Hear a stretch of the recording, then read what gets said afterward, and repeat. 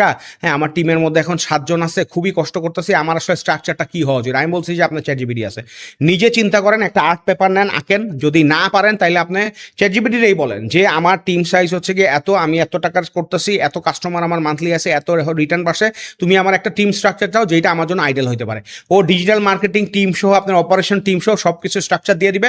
হ্যাঁ অনেক সময় হ্যালুসিনেশন করে, অনেক চাপাবাজি করে চ্যাটজিপিটি, আপনি অ্যাজ আ ফাউন্ডার ওইটা দেখলে বুঝবেন যে না এটা তো আমার জন্য রাইটার।